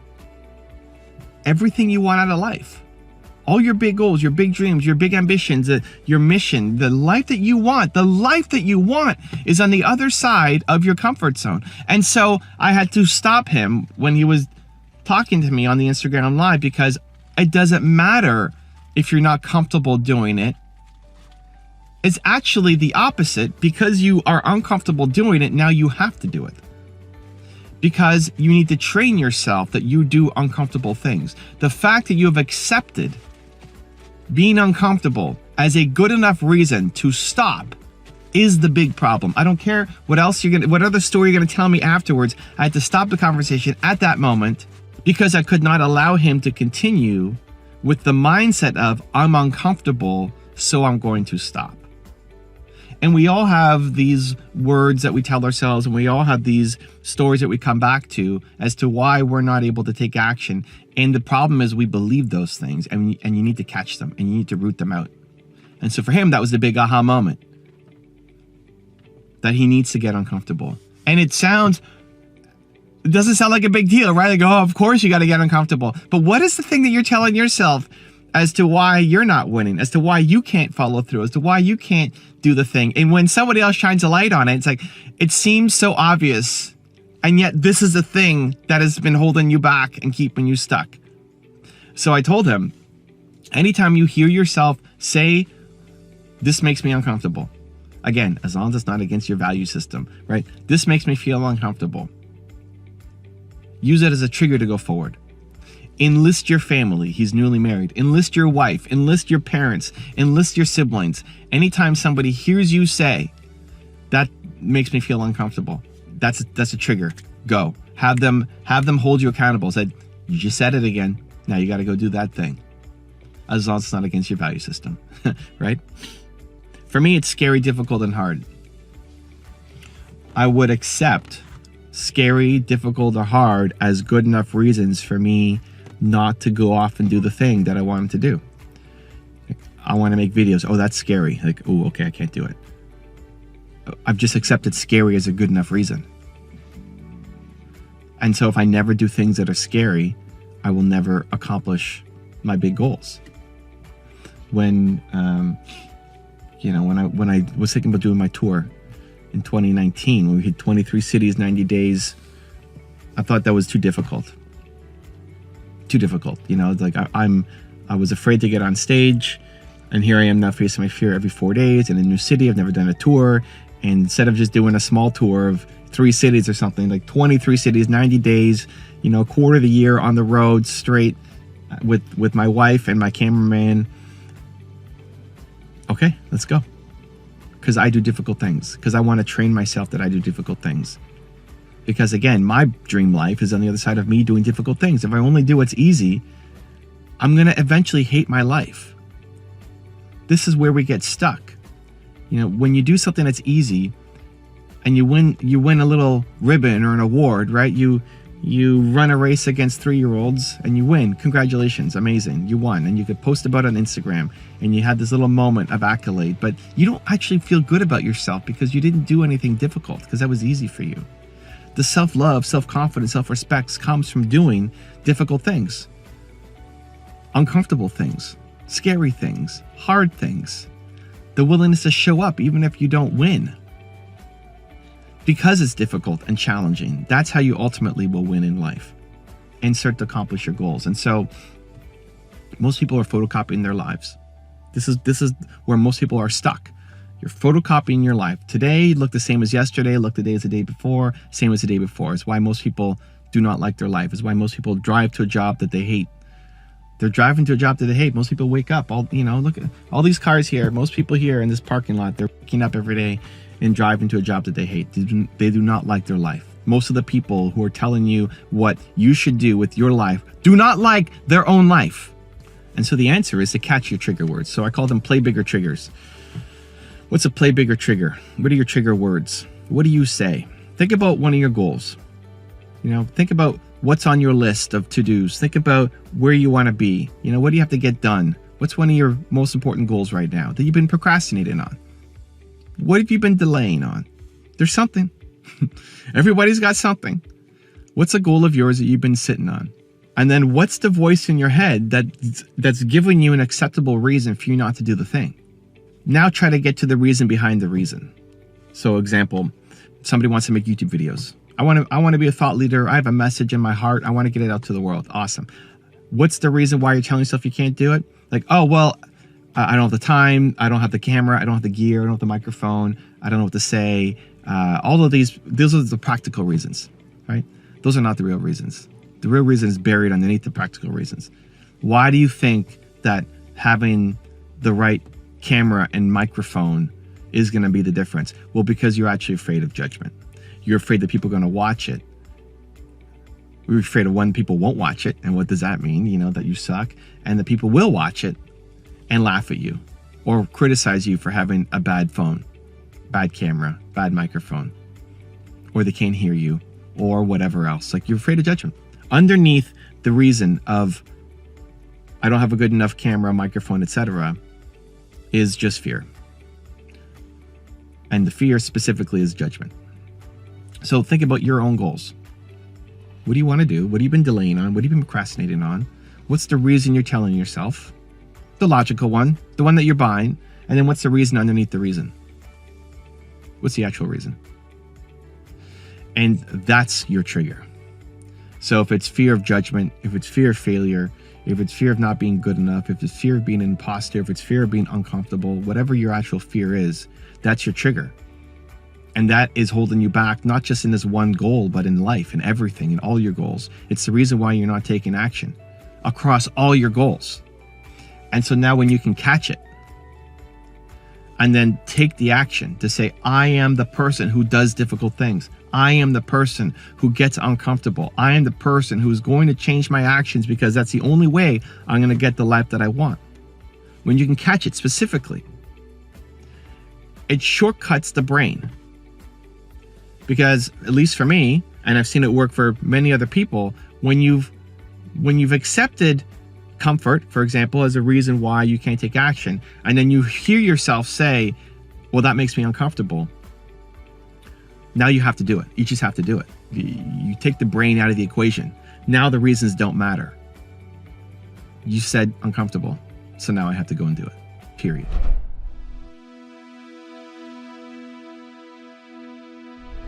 Because you made it this far in a video, I want to celebrate you. Most people start and don't finish. Most people never actually follow through. Most people say they want something, but they don't ever do the work to actually get it. But you are different.